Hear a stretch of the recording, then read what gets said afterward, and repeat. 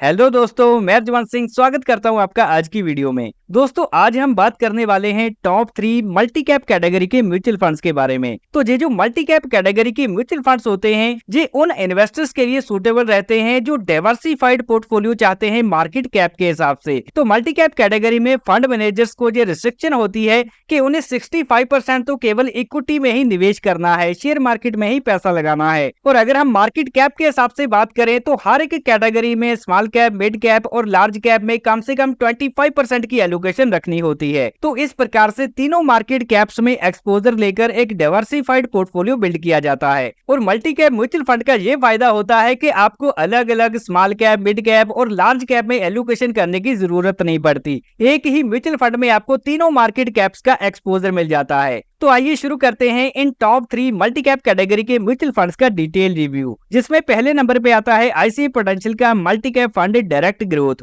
और इस समय इस म्यूचुअल फंड का एजीएम साइज हो चुका है 15,523 करोड़ का और इसकी एनएवी का प्राइस है 887 रुपए का। तो किसी भी म्यूचुअल फंड यूनिट के प्राइस को एनएवी बोलते हैं। और यहाँ पर अगर हम ट्रैक रिकॉर्ड देखते हैं तो इस स्कीम को लॉन्च किया गया था 4 अक्टूबर 1994 में, जिसको 31 सालों का समय हो चुका है। और हम जिस डायरेक्ट प्लान की बात कर रहे हैं, ये लॉन्च हुआ था 1 जनवरी 2013 को, जिसको 12 साल 7 महीने हो चुके हैं। और इसकी एक्सपेंस रेशियो नजर आ रही है 0.93% की। तो सालाना हमारे फंड को मैनेज करने के लिए हम जो फंड हाउस को फीस देते हैं वो एक्सपेंस रेशियो बोली जाती है। और इसके बाद अगर हम एग्जिट लोड की बात करते हैं तो ये 1% एप्लीकेबल है अगर 1 साल के अंदर अंदर की गई इन्वेस्टमेंट को रिडीम किया जाता है, और 1 साल के बाद एग्जिट लोड एप्लीकेबल नहीं होगा। और यहाँ पर मिनिमम एसआईपी इन्वेस्टमेंट शुरू करी जा सकती है 500 रुपए से, और अगर लमसम इन्वेस्ट करना है, एक बार में पैसा लगाना है, तो वो कम से कम 5,000 से शुरू किया जा सकता है। और दोस्तों, इस म्यूचुअल फंड के पास्ट के रिटर्न किस प्रकार के रहे उन पर भी नजर दौड़ा लेते हैं।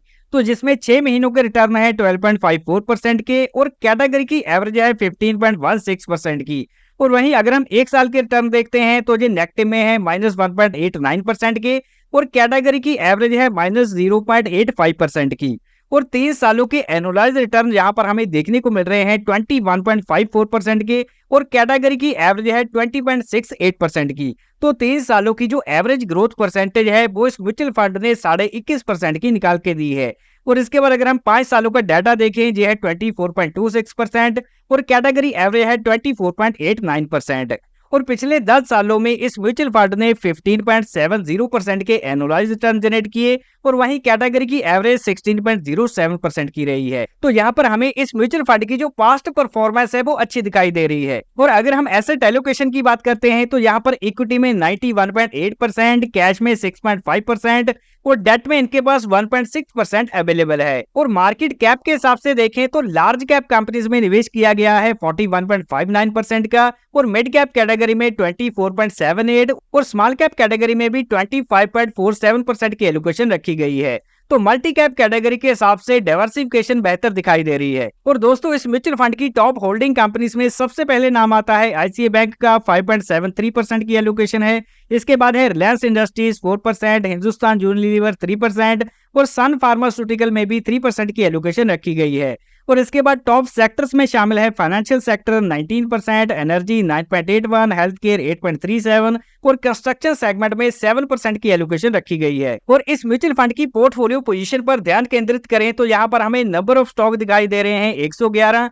तो स्टॉक्स के हिसाब से तो काफी बढ़िया डाइवर्सिफिकेशन दिखाई दे रही है। और इसके बाद अगर हम टॉप 5 स्टॉक में देखें तो 19% की एलोकेशन है, टॉप 10 में 30%, टॉप 20 में 44% और वहीं टर्नओवर रेशो की बात करें तो इस म्यूचुअल फंड की 27 की है। तो 1 साल में फंड मैनेजर द्वारा अपने पोर्टफोलियो को 27% तक चेंज कर दिया जाता है। तो यहाँ पर हमें जो टर्नओवर रेशो है वो कम दिखाई दे रही है, जो कि पोर्टफोलियो में स्टेबिलिटी को दर्शाती है। इसके बाद आती है प्राइस टू अर्निंग रेशियो, जो कि 23 की है और इसका जो बेंचमार्क है निफ्टी 500 मल्टी कैप 50 25 25 टीआरआई, इसकी प्राइस टू अर्निंग रेशियो है 26 की। तो यहाँ पर हमें इस म्यूचुअल फंड के वैल्यूएशन अपने बेंचमार्क के आसपास ही दिखाई दे रहे हैं। तो इसके बाद चलिए बढ़ते हैं नंबर 2 के मल्टी कैप म्यूचुअल फंड की ओर, जो कि इन्वेस्को इंडिया का multi cap fund direct growth है। इस समय इसका एजीएम साइज है 4070 करोड़ का, एनएवी है 156 रुपए की और ट्रैक रिकॉर्ड की बात करें तो इसको 19 मार्च 2008 को लॉन्च किया गया था। तो 17 साल हो चुके हैं इस स्कीम को लॉन्च हुए और जिस डायरेक्ट प्लान की हम बात कर रहे हैं इसको 12 साल 7 महीने हो चुके हैं।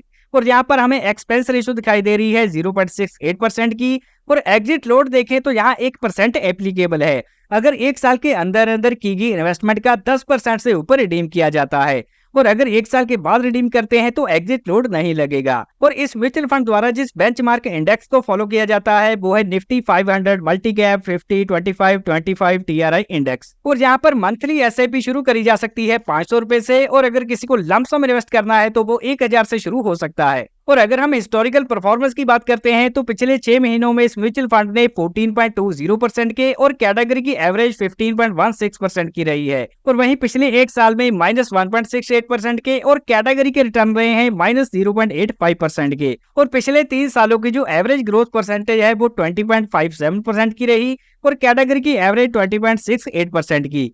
और पिछले 5 सालों में इस म्यूचुअल फंड ने 23.42% और कैटेगरी ने 24.89% के रिटर्न जनरेट किए हैं।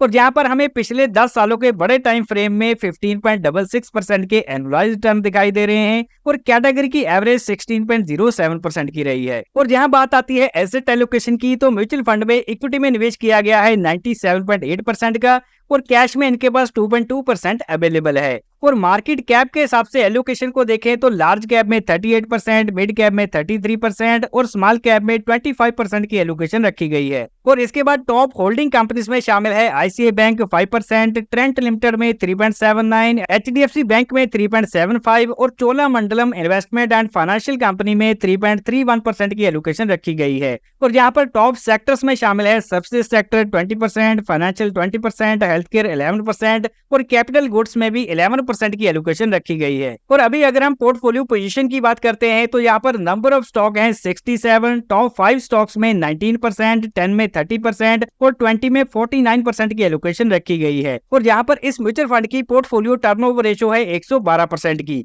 तो यहाँ पर हमें पोर्टफोलियो की टर्नओवर रेशियो नॉर्मल से ज्यादा दिखाई दे रही है। इसका मतलब यह है कि एक साल में 112% तक पोर्टफोलियो को चेंज कर दिया जाता है। लेकिन यहाँ पर हमें ये बात भी नहीं भूलनी चाहिए कि अगर कोई फंड मैनेजर टर्नओवर रेशियो ज्यादा करके रिटर्न्स भी बेटर प्रोड्यूस कर पाता है तो इसे जस्टिफाई किया जा सकता है। और वहीं अगर हम प्राइस टू अर्निंग रेशियो देखते हैं तो ये 42 की है और बेंचमार्क की है 34 की, तो अपने बेंचमार्क के मुकाबले जी म्यूचुअल फंड हमें हायर वैल्यूएशन पे दिखाई दे रहा है। और अभी हम रुक करते हैं नंबर 3 की ओर, जिसमें नाम आता है निप्पॉन इंडिया के multi cap fund direct growth का, जिसका एयूएम साइज हो चुका है 45,881 करोड़ का, और इस समय एनएवी का प्राइस है 331 रुपए का। और इस फंड स्कीम को लॉन्च किया गया था 1 अप्रैल 2005 को, तो 20 सालों का इसे समय हो चुका है, और डायरेक्ट प्लान को 12 साल 7 महीने हो चुके हैं। और यहाँ पर एक्सपेंस रेशियो है 0.71% की, और एग्जिट लोड 1% एप्लीकेबल है अगर एक साल के अंदर अंदर की गई इन्वेस्टमेंट का 10% से ऊपर रिडीम किया जाता है, और एक साल के बाद रिडीम करने पर एग्जिट लोड नहीं लगता।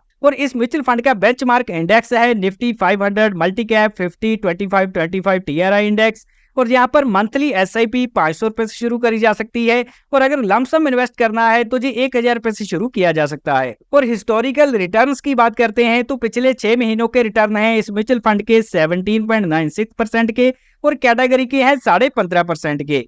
और अगर हम एक साल की बात करें तो ये 2.71% के हैं, और कैटेगरी की है 0.54% के। और पिछले 3 सालों की एवरेज ग्रोथ परसेंटेज रही 24.85% की, और कैटेगरी की एवरेज 20.68% की रही।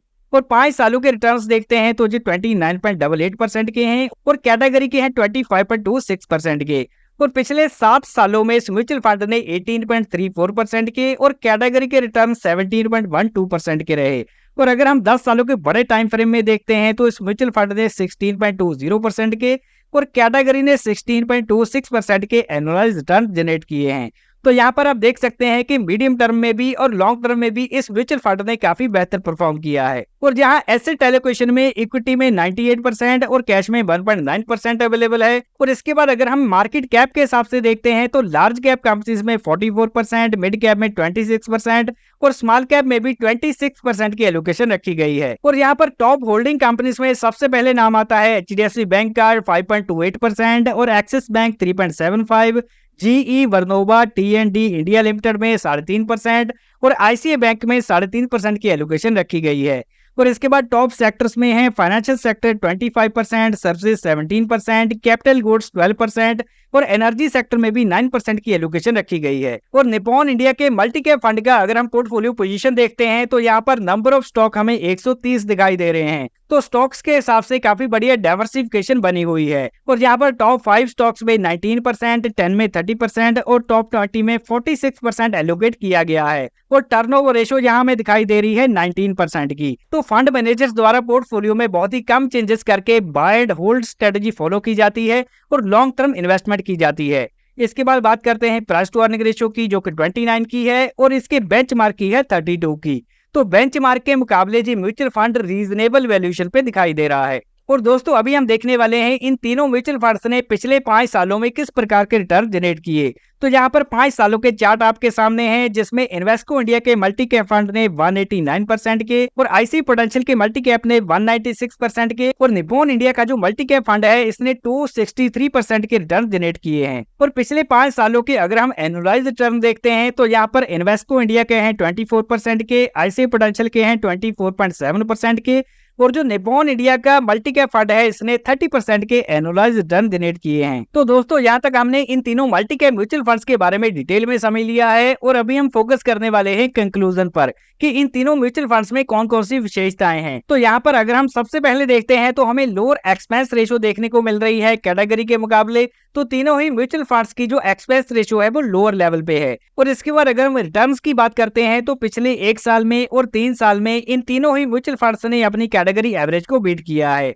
और यहाँ पर अगर हम आईसीआई पोटेंशियल के मल्टी कैप फंड की बात करें तो इसने हायर अल्फा जनरेट करके अपने बेंचमार्क इंडेक्स को 3 सालों में बीट कर दिया। और इसके बाद अगर हम निप्पॉन इंडिया के मल्टी कैप फंड की बात करते हैं तो इसने भी अपने बेंचमार्क को बीट कर दिया है। तो इन तीनों ही म्यूचुअल फंड्स की जो क्वालिटी है वो काफी बेहतर दिखाई दे रही है और इनका लॉन्ग टर्म ट्रैक रिकॉर्ड भी देखने को मिलता है। तो अब सवाल ये आता है कि क्या आपको इन म्यूचुअल फंड्स में निवेश करने का विचार बनाना चाहिए या फिर इन्हें अवॉइड करना चाहिए। तो यहाँ पर सबसे पहले तो ये बात समझनी चाहिए कि जो इक्विटी म्यूचुअल फंड है यहाँ पर इक्विटी में ही निवेश किया जाता है तो इक्विटी मार्केट का रिस्क तो देखने को मिलता ही है। तो अगर म्यूचुअल फंड में निवेश करना है तो आपका रिस्क प्रोफाइल एग्रेसिव होना चाहिए और इन्वेस्टमेंट होराइजन 5 से 10 साल का होना चाहिए।